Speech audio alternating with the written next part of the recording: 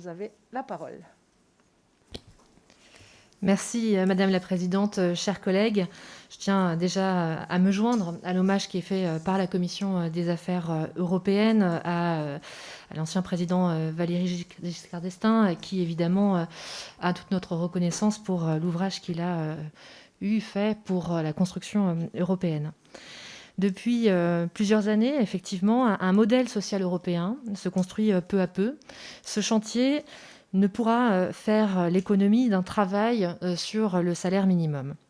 Au sein de l'Union européenne, le salaire minimum varie fortement. Ainsi, en 2020, il oscille entre 312 euros bruts par mois en Bulgarie et 2142 euros au Luxembourg, selon les données Eurostat. Au-delà de ces écarts, près de 70% des travailleurs européens qui touchent un salaire minimum considèrent que les fins de mois sont un peu, voire très difficiles. Partant de ce constat que pour trop de personnes, le travail ne paye plus, Madame Ursula von der Leyen a défendu en septembre, lors de son discours sur l'état de l'Union, la mise en œuvre de salaires minimums adéquats dans l'Union européenne. Ainsi, la Commission européenne a présenté, le 28 octobre dernier, une proposition de directive visant à permettre l'accès aux travailleurs de l'Union européenne à un salaire minimum adéquat et à un niveau de vie décent. La Commission européenne, dès l'année dernière et plus récemment la présidence allemande, a fait de cette initiative une de ses priorités. La future présidence portugaise a elle aussi déjà fait part de sa volonté de poursuivre ce chantier essentiel à la construction d'une véritable Europe sociale. La crise que nous vivons rend ce sujet d'autant plus prioritaire. Il deviendra l'une des conditions d'une reprise économique juste. Depuis plusieurs décennies, les bas salaires ne progressent plus au même rythme que les autres. Dans le même temps, nos sociétés continuent d'être impactées par les effets de la mondialisation et de la numérisation, ce qui accentue la transformation du marché du travail tout en le polarisant. En d'autres termes, nous voyons augmenter le nombre de travailleurs pauvres ainsi que les inégalités salariales. La proportion de personnes en situation de pauvreté, alors qu'elles travaillent, représentait en 2018 9,4% du total des actifs à l'échelle de l'Union européenne. En parallèle, 60% des travailleurs qui touchent un salaire minimum sont des femmes. L'enjeu se double donc d'un enjeu évident d'égalité salariale entre les femmes et les hommes. Plus déterminant encore, les travailleurs de l'Union européenne sont inégalement protégés face à ces situations. Nous sommes effectivement face à deux cas de figure, puisque les États membres n'ont pas un cadre juridique homogène, vous l'avez dit Madame la Présidente, sur les salaires minimums.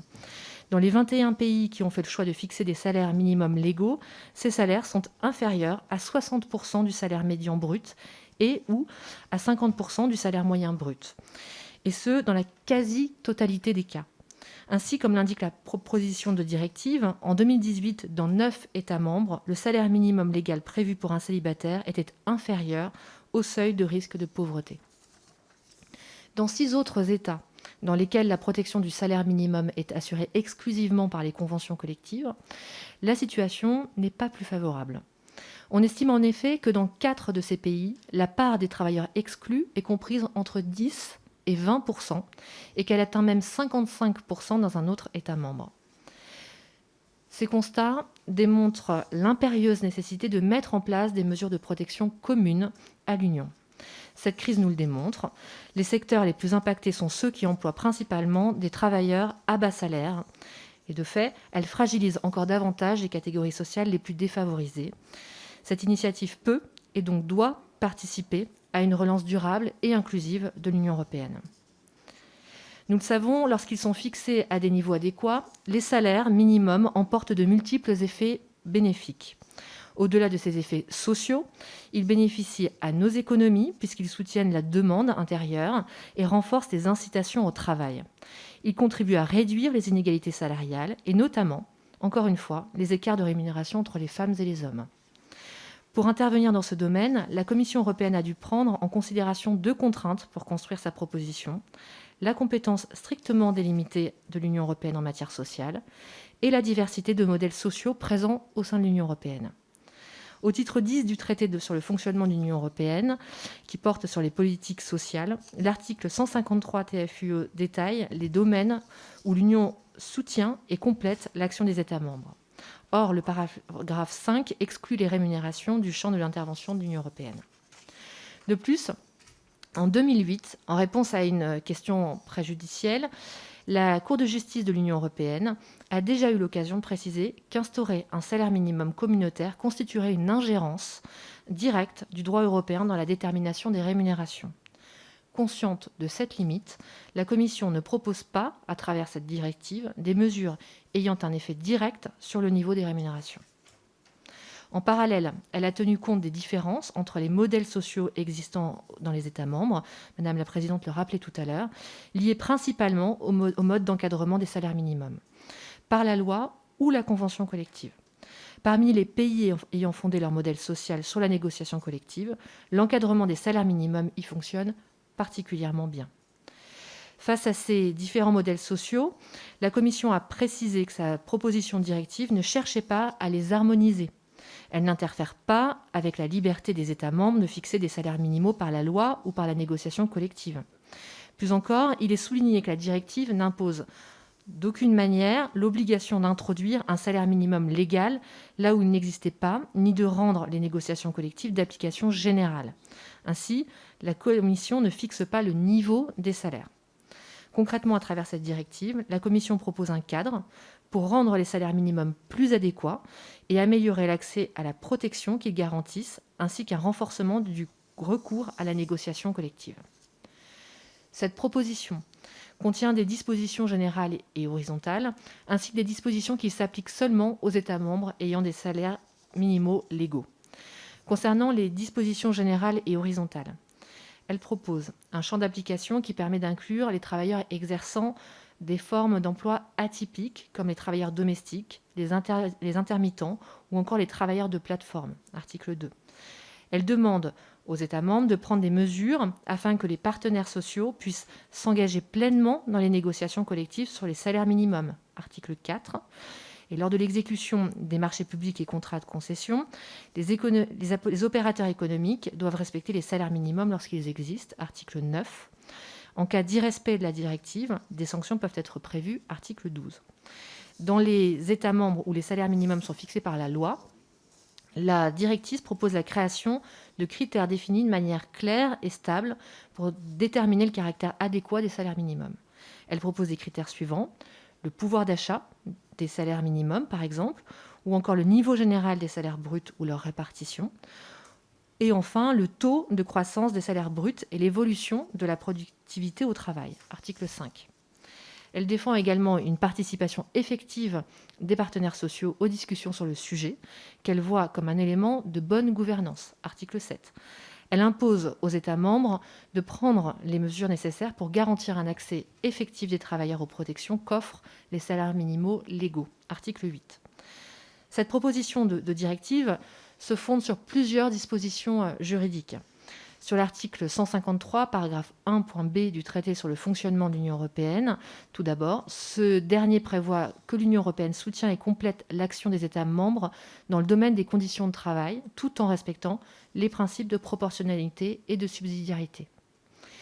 Cette proposition de directive se présente également comme une mise en œuvre du socle européen des droits sociaux, sur lequel j'ai rendu un rapport avec ma collègue Marguerite Deprez-Audebert en octobre 2019, ici présente. Le principe numéro 6 du socle européen des droits sociaux proclamait que les travailleurs ont le droit à un salaire juste permettant un niveau de vie décent. Dans notre rapport, nous faisions 40 propositions pour une Europe sociale, parmi lesquelles nous recommandions de réfléchir à l'introduction du principe d'un salaire minimum dans l'Union européenne, fondé sur une proportion du salaire médian dans chaque État membre. Cette proposition de directive s'inscrit donc dans la continuité de ces travaux et matérialise une de ces propositions phares. D'un point de vue procédural, concernant la procédure de vote, cette initiative sera soumise à la procédure législative ordinaire, et nous avons là les députés européens présents. Elle sera donc examinée au Parlement et au Conseil, qui se prononcera à la majorité qualifiée. Une fois la directive adoptée, les États membres disposeront de 2 ans pour la transposer en droit national.